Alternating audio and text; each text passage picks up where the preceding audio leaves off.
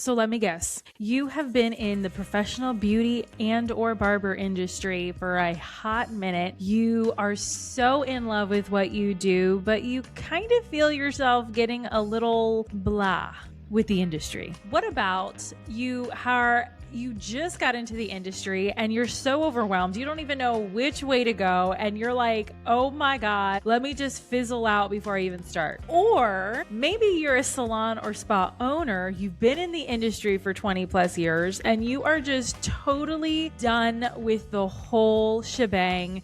It's all hype, you're just sick of it, and you can't go on any further. This episode is for you if you are totally feeling like the beauty industry is going in a really weird, strange direction. This one's for you. You know, the beauty industry is the most fabulous industry in the entire planet, and I wouldn't change it for anything in the world. However, there are some lies that the beauty industry is telling you, is telling me, is telling everyone, and we're here to break free from those chains, from those lies that the beauty industry is telling us. Hey babes, it's Krystine, the BeautyPro coach, host of the BeautyPro podcast, and I am here today to share with you some of the lies that I myself have experienced, that other stylists and estheticians have been experiencing in the beauty industry. I know quite a few people like, enough is enough. We are done. We are over it. We just want to be. We want to feel. We want to create. And we don't want all the other BS that comes along with it. First off, we're going to start off right off the bat so there's three major lies I personally feel, being a salon and spa owner, growing up in the industry, experiencing myself, hosting the podcast. These are three lies that I feel that the BeautyPro industry, the barber industry, is really kind of injecting into everybody. And it's not good. It's not good. The first one, popularity contest. I don't know about you. I love being popular. I love people knowing who I am. I'm all about it. Like the whole thing of what we do in the industry, from our clients to our team members, to when we go to the shows and we're networking, if you're into the networking piece of it, it's all a popularity contest, right? Winners want to be with winners. Losers want to be with winners. Like nobody wants to be the only one in the crowd. Nobody wants to be the only one trying to build something. Oh, get it. You want to be where the other winners are. You want to surround yourself with people who think and act the same way as you do. Here's the problem. Rather, here's the lie, that popular people win. Popular people do not always win. If anything, if you learned anything from high school, you know that the popular kids right now, today, their lives are totally ruined, probably been in and out of jail, have a beer belly, and live out of a trailer. That's usually what happens with the popular kids. So the lie that, you have to be popular to succeed, you have to be popular to be cool and to, get anywhere in this industry, it's totally false. Don't believe it. It's not true, period. Popularity does not save you. What saves you is knowing and being true to who you are, who you were created to be, what your purpose is, like living your total why every single day, all the time. That way you can attract your ideal client, your ideal staff, your ideal community surrounding you. Second lie, the only education that you should be taking is in the beauty industry. False, absolutely not. I am a huge proponent, a supporter of us as beauty professionals taking education outside of the industry. And I'm going to add to that, even purchase things outside of the industry. Hello, let's talk about foils. Like, you don't always have to buy frame art foils. I love frame art. I think they're super cute, and there is definitely a time and place for them. But if you're a salon owner on a tight budget, there's nothing wrong with going to Costco or Sam's and getting foil from there. Just saying. But anyway, back to the main point, the lie is that you have to take education only from the beauty industry. That is not true. If you are a salon owner, by all means, take business classes at your local state college. By all means, get training on how to communicate with me, a life coach, or even take a communication class, public speaking from Toastmasters. Like, take outside education. Let's say the education that you're looking for is architecture, right? You don't always have to hire somebody within the beauty industry to help you. Like, you are an artist. You draw it out and then you bring it to somebody else who can do it for you. The whole point of this particular lie, I know the beauty industry has come a long way since when I first started going to the shows and becoming more active in the industry, is that, you know, the industry has a lot of valuable information.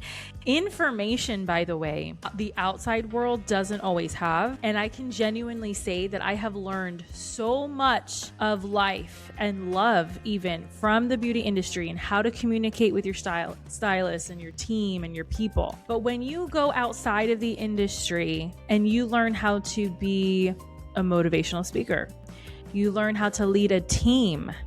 Like, if you love basketball or sports or any of those, read up on and listen to those coaches and those leaders. Read up on CEOs and get inspired in other places besides the beauty industry, right? I just went to, not too long ago, to an event called Life Surge. This is not a promotion. I am not getting anything for this, but I am telling you that I went to this event and it was a business event, but I got to hear from the owner, the former owner of Auntie Anne's Pretzels. Okay. I got to learn about the stock market and how to invest. I learned about real estate. I got to see the Duck Dynasty guys. Like, hello, I love them so much. I would love for them to be on the podcast. However, you know, the whole point is you learn from other people's stories.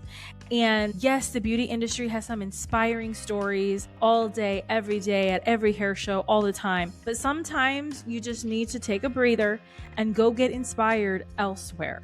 And so that's the second lie. You don't have to learn everything from the beauty industry. The third lie that the beauty industry tells you, me, all of us, is that hype is much better than peace. And what do I mean by that? What I mean by that is I just got back from the Orlando premiere show, which is my staple of the entire year. Like, some people get hyped about New York and New Year's Eve, and like they live for that moment on that day. Orlando premiere is my New Year's Eve. Okay. I love premiere. I plan my year around it. It is like the creme de la creme. Everybody's there. Everybody's in Orlando, and it is just so inspiring and so moving. And it is 3 days of just pure adrenaline. And it takes me like 2 weeks after to recover and to even get my head on straight. And you don't want to miss anyone.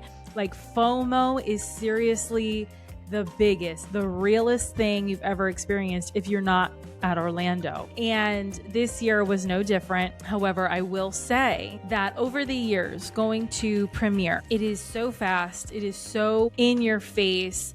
You have the exhibit floor, you have the education on the outside. There's only so many hours in the day. Like, you can't take all the education there. You can't. Your brain will explode. The lie for me is that the hype is better than peace. I know that everybody's trying, truly. Like, everybody has competition, okay? And everybody's going to they're going to try to attract their ideal stylist, their ideal client at the show, especially on the exhibit floor. You know, you're going to have one group, you know, totally having dancers and models, and the speakers are blowing your freaking eardrums out. And then you're going to have another booth that's just going to hats, you know, or you're going to have some other guy who's just handing out flyers. Like, the whole point of what I'm trying to get at, let's say you go to a class or you go to any kind of event and there's not any hype, don't think that they're not good. Don't think that you're not getting your money's worth when there's no hype.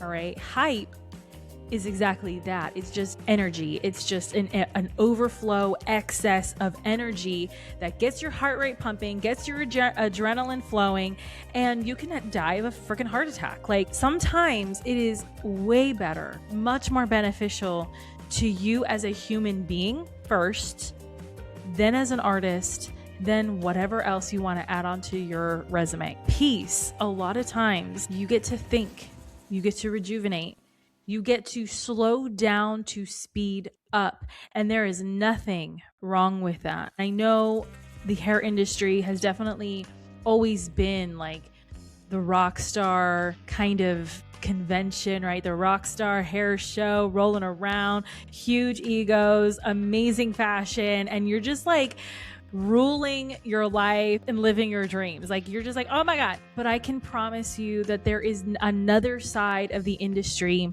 that all that hype burnt them out to the point that they are literally living in the plains and in the hills of Montana to come down from that, because now they have a nervous condition. Okay. Like, this is real. And so I really want to bring out these 3 points out there, because the beauty industry, yeah, are they lying? Sure. But is it on purpose? Probably not. But it's definitely something that you, as a beauty or barber professional, you definitely want to pay attention to and that you don't fall into.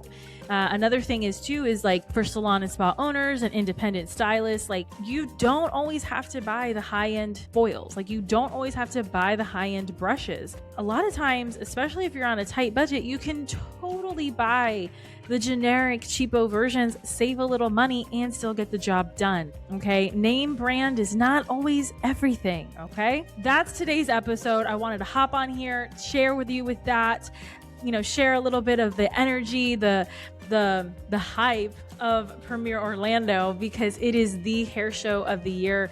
And if you have not been super active in the industry and you are watching this video or you're listening to this episode, this podcast, I want you to understand that while these 3 things, the popularity contest, the education, and all the hype, you may feel like the beauty industry wronged you. You may feel that you're just sick of dealing with people. But I can promise you that the core, when you really truly love what you do, the core of what you love will always be there. It's just presented a little differently. So in any case, that's today's episode. If you loved what I had to say, type it below in the comments, subscribe to the channel, share the episode with somebody who needs to hear this.